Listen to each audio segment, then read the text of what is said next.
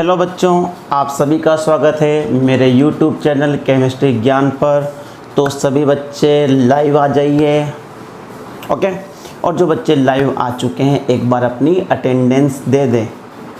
बच्चों, आज का हमारा बहुत ही इम्पोर्टेंट टॉपिक है नर्न्स्ट इक्वेशन।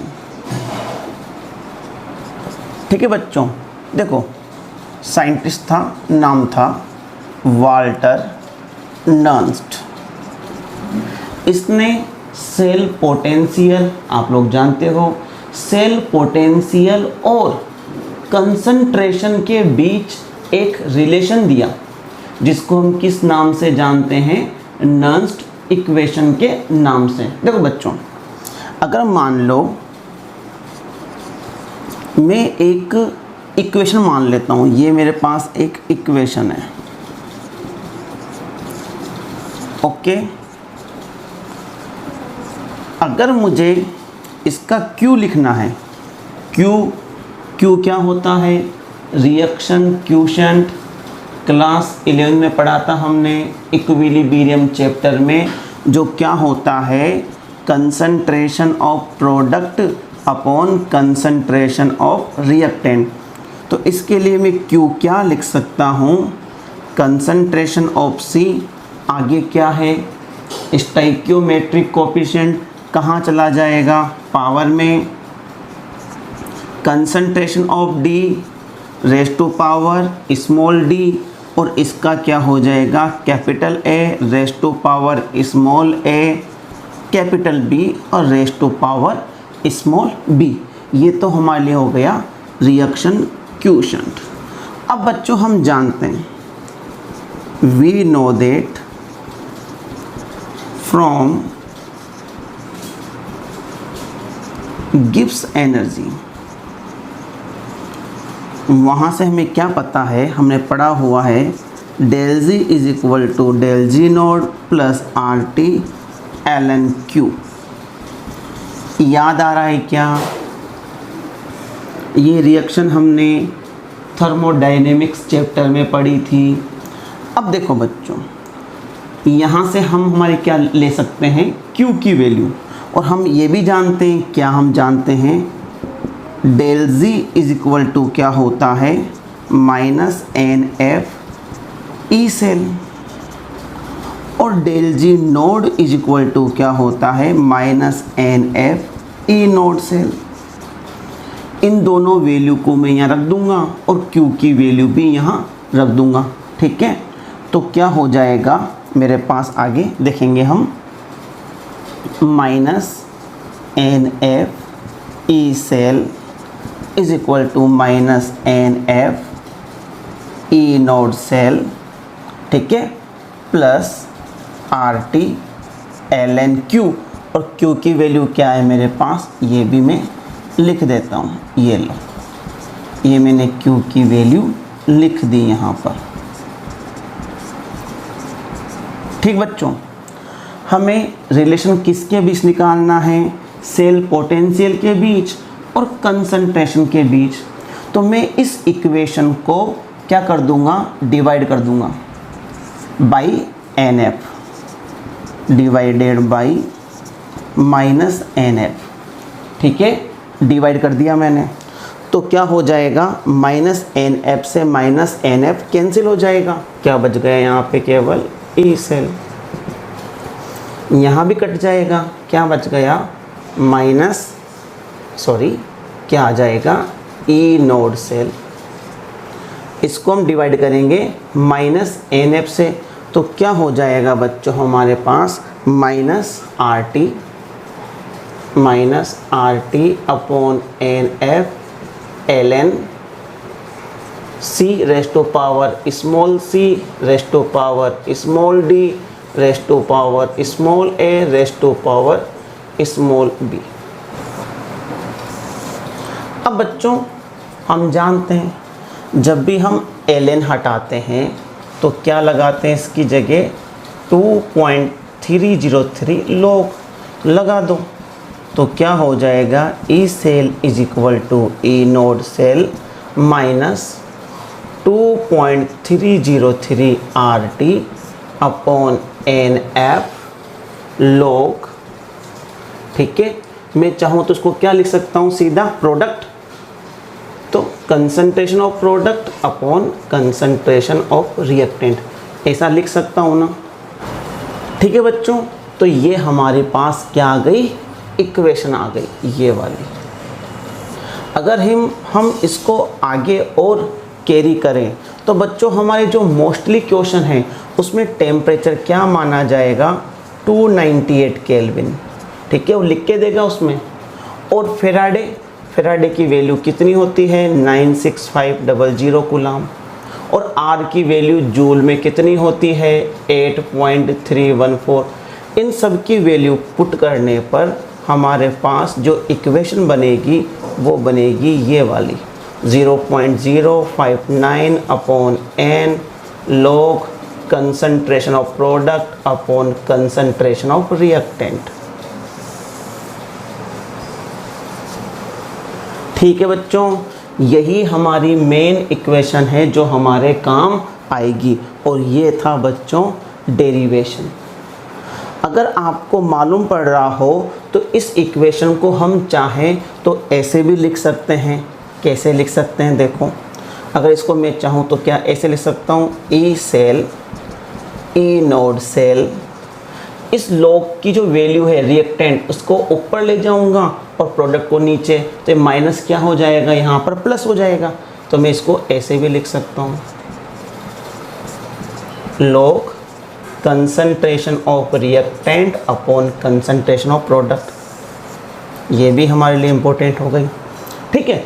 तो हमारी जो इम्पोर्टेंट जो रिएक्शन है जो हमारे सबसे ज़्यादा काम की है वो ये होगी। हम क्या निकाल रहे हैं, रिलेशन बिटवीन सेल पोटेंशियल और रिएक्टेंट। तो अब आपको मालूम पड़ रहा होगा अगर रिएक्टेंट की कंसंट्रेशन को इंक्रीज किया जाएगा तो जो सेल पोटेंशियल है वो भी क्या होगा, इंक्रीज, राइट। और अगर प्रोडक्ट की कंसंट्रेशन को इंक्रीज किया जाएगा तो सेल पोटेंशियल हमारा क्या हो जाएगा, डिक्रीज, ठीक है बच्चों। तो आप लोग एक बार देख लीजिए, पूरा ढंग से आपको समझ में आ गया होगा। क्या आपको ये डेरिवेशन आ गया है, कमेंट बॉक्स में कमेंट करके बताइए मुझे, ठीक है। याद रहे यहाँ पर एक बात और, ये एन क्या है, ये एन क्या, हमारे पास नंबर ऑफ इलेक्ट्रॉन है जो किसमें इन्वॉल्व है, रेडॉक्स रिएक्शन में। बच्चों जब हम सेल पोटेंशियल निकालेंगे तो उसमें क्या होगी, रिएक्शन होगी ना, ऑक्सीडेशन और रिडक्शन। उन दोनों को जोड़ने पे क्या आएगी, रेडॉक्स रिएक्शन। और उसमें जितने इलेक्ट्रॉन इन्वॉल्व है वो यहाँ हमारी एन की वैल्यू होगी, ठीक है बच्चों। अब हम इससे रिलेटेड कुछ न्यूमेरिकल्स कर लेते हैं बच्चों।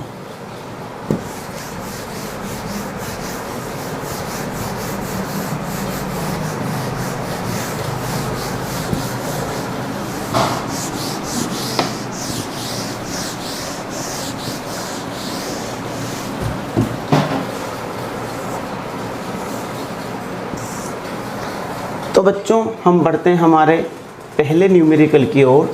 न्यूमेरिकल क्या है बच्चों, उसको देखेंगे हम। क्वेश्चन है जिसमें हमें दिया हुआ है जिंक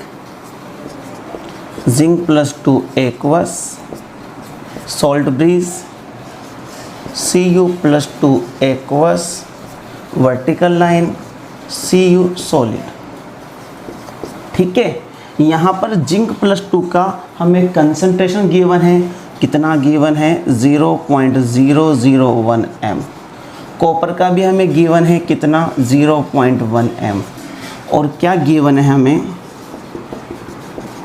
ई नोड सेल हमें गिवन है 1.1 वोल्ट। और हमसे क्या पूछा है बच्चों, ई सेल पूछा है। देखो बच्चों अभी भी बताया मैंने, ई सेल कंसंट्रेशन से निकालने का क्या फॉर्मूला था, simple, E cell is equal to E naught cell. ध्यान रहे जब तक उसने टेम्परेचर नहीं दिया हुआ हो तो आपको टेम्परेचर 298 केल्विन ही मानना है। तो जब टेम्परेचर 298 केल्विन है तो कितना हो जाएगा 0.059 upon n log concentration of product upon concentration of reactant. ये हमारा क्या हो गया बच्चों फॉर्मूला। ठीक है, तो हमें एक तो क्या चाहिए number of electron in redox reaction. तो बच्चों पहले तो हमें रिएक्शन बनानी पड़ेगी। ये किसको करता है रिप्रेजेंट ऑक्सीडेशन को, और कैथोड पर क्या होता है रिडक्शन। हमें पहले से ही क्या गिवन है सेल रिप्रेजेंटेशन, और हम जानते हैं सेल रिप्रेजेंटेशन में एनोड लेफ्ट साइड होता है, कैथोड राइट साइड। एनोड का होता है ऑक्सीडेशन, कैथोड का होता है रिडक्शन। तो बच्चों एनोड पर तो क्या होगा लिखा हुआ है ऑक्सीडेशन होगा। जिंक +2 बन रहा है ना, तो कितने इलेक्ट्रॉन रिलीज करेगा 2 इलेक्ट्रॉन। कैथोड पर क्या होगा बच्चों रिडक्शन Cu+2 एक्वस। क्या बन रहा है बच्चों कॉपर मालूम पड़ रहा है ना, कितने इलेक्ट्रॉन गेन करेगा 2 इलेक्ट्रॉन गेन करेगा। ठीक है, तो बच्चों ओवरऑल रिएक्शन हमारे पास कितनी हो गई, कौन सी हो गई 2 इलेक्ट्रॉन से 2 इलेक्ट्रॉन कैंसिल हो गए। ठीक है, तो zinc plus Cu+2 aqueous, zinc +2 aqueous और Cu सॉलिड, ये हमारे पास हो गई ओवरऑल रिएक्शन। और इसमें कितने इलेक्ट्रॉन काम आ रहे हैं 2 इलेक्ट्रॉन। ध्यान रहे रेडॉक्स रिएक्शन में जो इलेक्ट्रॉन चेंज होता है वह एनोड और कैथोड में इक्वल होता है, पता है हमें। तो चेंज इन ऑक्सीडेशन नंबर कितना हो गया हमारे पास 2 इलेक्ट्रॉन। तो बच्चों ये तो क्या हुए प्रोडक्ट, ये क्या हुए रिएक्टेंट। एक बात याद रखना कि सॉलिड के लिए जो कंसंट्रेशन है वो हमेशा यूनिट मानी जाएगी। तो कॉपर और जिंक सॉलिड की कितनी हो गई 1 ये किसके लिए बता रहा हूँ मैं आपको सॉलिड के लिए। ठीक है, तो हमारे पास ये तो रहा प्रोडक्ट, ये रहा रिएक्टेंट। तो क्या हो जाएगा हमारा formula E cell is equal to E node cell -0.059 n। अब बच्चों ई नोड सेल की वैल्यू हमें गिवन है ऑलरेडी 1.1। n बताओ n की वैल्यू कितनी है 2 log प्रोडक्ट, कौन है प्रोडक्ट जिंक +2, और जिंक +2 की कंसंट्रेशन हमारे पास कितनी है ये लिखा हुआ 0.001 मतलब 10⁻⁻3। अब नीचे हमें क्या लिखना है रिएक्टेंट। तो देखो रिएक्टेंट की कितनी है हमारे पास, रिएक्टेंट कौन है Cu+2, ये तो 1 हो गया। Cu+2 की कितनी है 0.1 यानी कि 10⁻⁻1। सोल्व कीजिए आगे 1.1, ये कट जाएगा 2 से, ये हमेशा कितना आएगा 0.0295। ठीक है, log ये चला जाएगा प्लस में 10⁻⁻2। तो पहले हम ये वाली जो अंदर वाली वैल्यू है पहले हम ये सोल्व कर लेते हैं। तो बच्चों ये हम सोल्व कर लेते हैं 1.1। ठीक है, -0.029, आप चाहो तो 29 भी लिख सकते हो, 295 पूरा लिखने की ज़रूरत नहीं है। log 10⁻⁻2 तो कितना हो जाएगा इसका इंटू -2। तो 1.1 मल्टीप्लाई कर दीजिए, माइनस माइनस क्या हो जाएगा प्लस हो जाएगा। कितना हो गया ये 10, 9 2 89, 2 2 4, ये 5 वापस हो जाएगा 0.059। और कितने पॉइंट थे ये लो भाई। ठीक है, जोड़ दीजिए आप लोग, तो आंसर हो गया 1.1590 वोल्ट। देखो बच्चों सेल पोटेंशियल इंक्रीज हुआ कि डिक्रीज हुआ, कितना था पहले स्टैंडर्ड सेल पोटेंशियल कितना था 1.1, अब क्या हुआ है 1.15 इंक्रीज हुआ है ना। और कब होता है इंक्रीज, जब रिएक्टेंट की जो कंसंट्रेशन है वो क्या होती है ज़्यादा।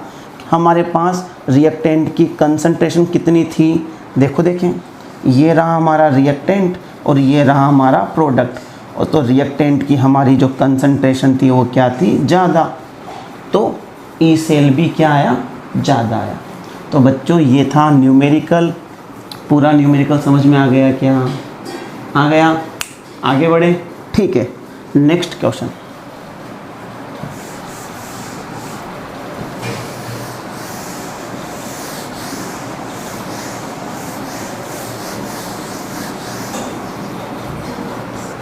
ठीक है बच्चों, हमारा जो नेक्स्ट क्वेश्चन है वो है ये वाला, वही हमें सेल रिप्रेजेंटेशन दी गिवन है। mg से क्या बन रहा है, mg+2 aqueous salt bridge Ag plus aqueous Ag, ठीक है। ये हमें गिवन है 0.2 m और Ag प्लस हमें गिवन है कितना, 0.001 m, ठीक है। ई नोड सेल हमें गिवन नहीं है इस बार हमें Ag प्लस Ag का रिडक्शन पोटेंशियल गिवन है 0.80 वोल्ट, और हमें रिडक्शन पोटेंशियल गिवन है मैग्नीशियम का कितना, -2.37 वोल्ट, और हमसे क्या पूछा है, ई सेल। तो बच्चों वही हमारा फॉर्मूला, लेकिन अब हमें पहले क्या निकालना पड़ेगा, ई नोड सेल, क्योंकि हमें ई नोड सेल गिवन नहीं है। और हमारा ई नोड सेल का फॉर्मूला क्या था, याद करो, देखें, ई नोड ऑक्सीडेशन प्लस ई नोड रिडक्शन। किसका हो रहा है ऑक्सीडेशन, ये रहा, सेल रिप्रेजेंटेशन गिवन है ना, तो हमेशा एनोड पर ऑक्सीडेशन, कैथोड पर रिडक्शन। तो ऑक्सीडेशन वाले का हमें क्या चाहिए, ऑक्सीडेशन पोटेंशियल, ये रहा हमारे पास, ठीक है। तो क्या गिवन है इसका, रिडक्शन पोटेंशियल, देखो इलेक्ट्रॉन गेन कर रहा है ना, +2 से Mg बना रहा है, और हमें क्या चाहिए इसका, ऑक्सीडेशन पोटेंशियल। तो क्या हो जाएगा इसका ऑक्सीडेशन पोटेंशियल, चेंज कर दो वैल्यू, 2.37 प्लस कैथोड ए नोड रिडक्शन, किसका होगा रिडक्शन, इसका होगा। क्या चाहिए हमें इसका, रिडक्शन पोटेंशियल, क्या गिवन है ये, रिडक्शन पोटेंशियल जोड़ दो 0.80, तो वैल्यू कितनी आ गई बच्चों, 3.17 वोल्ट। ये हमारे पास क्या आ गया, ई नोड सेल आ गया, ठीक है। अब हमें पता लगाना है कि कितने इलेक्ट्रॉन इसमें इन्वॉल्व हैं, तो पहले हमें क्या लिखनी पड़ेगी, रिएक्शन। ये क्या हो रहा है हमारे पास, ऑक्सीडेशन, तो पहले तो एनोड को लिखो बच्चों, ये ज़रूरी है लिखना वरना गलती कर दोगे। Mg+2 2 इलेक्ट्रॉन, कैथोड पर क्या लिखोगे, Ag प्लस से क्या बन रहा है, Ag, मतलब कितना इलेक्ट्रॉन गेन करेगा, 1 इलेक्ट्रॉन। अब बच्चों देखो यहाँ पर कितने इलेक्ट्रॉन हैं, 2, और यहाँ पर कितने हैं, 1। मैंने अभी कहा ओवरऑल रिएक्शन में, यानी कि रेडॉक्स रिएक्शन में, number of electron involve in oxidation and in reduction will be equal. तो इस वाली इक्वेशन को मुझे किससे मल्टीप्लाई करना पड़ेगा, 2 से, ठीक है। जब मैं इसको 2 से मल्टीप्लाई करूँगा तब जाके यह इलेक्ट्रॉन इक्वल होंगे। ध्यान रहे यह क्या नहीं है, ये डेल H नहीं है, क्या नहीं है, ये डेल H नहीं है, डेल G नहीं है। अगर इस इक्वेशन को मैंने 2 से मल्टीप्लाई किया है तो इसकी जो पोटेंशियल वैल्यू है यह 2 से मल्टीप्लाई नहीं होगी, ठीक है। जैसे कि हम कहाँ करते थे, थर्मोडायनेमिक्स में जब हम किसी चीज़ को जितने नंबर से मल्टीप्लाई करते थे तो उसकी जो डेल H या डेल G की वैल्यू होती थी वो भी उतने ही नंबर से मल्टीप्लाई हो जाती थी। बट यहाँ पर ऐसा नहीं होगा, हमने ये केवल इक्वल किया है, ये 2 से मल्टीप्लाई नहीं होगी, ठीक है। अब इलेक्ट्रॉन क्या हो गए, इक्वल। अब लिख दो इक्वेशन क्या हो गई, 2Ag प्लस 2 इलेक्ट्रॉन से 2 electron cancel, plus Mg plus 2 plus 2Ag, ये हमारी बन गई रिएक्शन। ये हमारे पास क्या है, प्रोडक्ट, और ये हमारे पास क्या है, रिएक्टेंट। ये सॉलिड में है, यूज़ नहीं करना, ये सॉलिड में है, ये यूज़ नहीं करना। तो बच्चों अब फॉर्मूला क्या हो जाएगा, E cell is equal to E naught cell minus 0.059 upon n log concentration of product and upon concentration of reactant. ठीक है, तो बच्चों निकालते हैं वैल्यू। E नोड सेल कितना, 3.17 हमारे पास ये वैल्यू आ गई। ठीक है, माइनस 0.059, n की वैल्यू कितनी, 2 log प्रोडक्ट, कौन है प्रोडक्ट, Mg प्लस 2। तो यहाँ पर क्या आएगी, Mg प्लस 2 की कंसंट्रेशन गिवन है, कहाँ गिवन है, ये रही, तो 0.2। ठीक है, देखो बच्चों इसको मैं आपको एक बार लिख के बताता हूँ। कंसंट्रेशन ऑफ किसकी आएगी, Mg प्लस 2, क्योंकि बच्चे यहाँ पे गलती करते हैं। अपॉन क्या आएगा, रिएक्टेंट, रिएक्टेंट कौन है, ये रहा, किसकी कंसंट्रेशन आएगी, Ag प्लस की। लेकिन क्या Ag प्लस के आगे कोई स्टाइकियोमेट्रिक कोफिशिएंट है क्या, हाँ है। तो ये स्टाइकियोमेट्रिक कोफिशिएंट कहाँ जाएगा, पावर में। हमने पहले इक्विलिब्रियम में भी पढ़ा था। बच्चे क्या करते हैं, यहाँ पर गलती करते हैं और इस 2 को पावर में लेके नहीं जाते, और उनका जो सवाल है वो क्या हो जाएगा, रॉन्ग। ध्यान रखना, अगर कोई कंसंट्रेशन है, ये तो यूनिट है तो कोई ज़रूरत नहीं है, यूनिट है 1 के ऊपर पावर लगाऊंगा स्क्वायर तब भी 1 ही होगा। तो जो कंसंट्रेशन है हमारे पास, अगर वहाँ पर कुछ भी है आगे तो वह पावर में जाएगा। ये गलती करते हैं इसलिए मैंने वहाँ पे लिखा है 3.17, ये वैल्यू कितनी हो जाती है, 0.029 log। Mg प्लस 2 की कंसंट्रेशन कितनी है, 0.2। क्या लिख सकता हूँ मैं इसको, 2 × 10 रेज़ टू पावर -1। इसकी कितनी है, 10 की पावर -3, और ये स्क्वायर को कितना आ जाएगा, -0.029 log 2 × 10 -1 × 10 की पावर कितनी हो जाएगी, 6। तो 3.17 माइनस, पहले हम अंदर वाली वैल्यू को सोल्व कर लेते हैं, 29 log 2 × 10 रेज़ टू पावर 5। ठीक है, इसको हमें सोल्व करना है, 3.17 minus 0.029 log 2 × 10 raise to power 5। कैसे सोल्व होगा, ये लो, log 2 की वैल्यू 0.30 प्लस आ जाएगा, log 10 की पावर कितनी है, 5, तो क्या हो जाएगी, 5 कितना हो गया, 5.30। सिखाया हुआ है आपको इक्विलिब्रियम में, तो कितना लिख सकता हूँ मैं इसको, इंटू 5.30। ध्यान रहे यहाँ पर बच्चे बहुत सी बार प्लस लगा देते हैं, यहाँ प्लस नहीं आएगा, क्या होगा ये, इंटू, ये ध्यान रखना है। 3.17 मल्टीप्लाई करो और पॉइंट के बाद 2 नंबर ले लो, कितना आएगा, 0.15, और ये हो गया हमारा आंसर। ठीक है बच्चों, ये न्यूमेरिकल समझ में आया क्या, लिख के बताएं कमेंट बॉक्स में। तो ये था हमारा नन्स्ट इक्वेशन। इसके बाद हम कल पढ़ेंगे इसकी एप्लीकेशन ऑफ नन्स्ट इक्वेशन। तो यहाँ तक समझना ज़रूरी है, क्योंकि अब हम क्या करेंगे, अलग अलग टाइप के न्यूमेरिकल सोल्व करेंगे। ठीक है बच्चों, आज के लिए इतना काफ़ी है।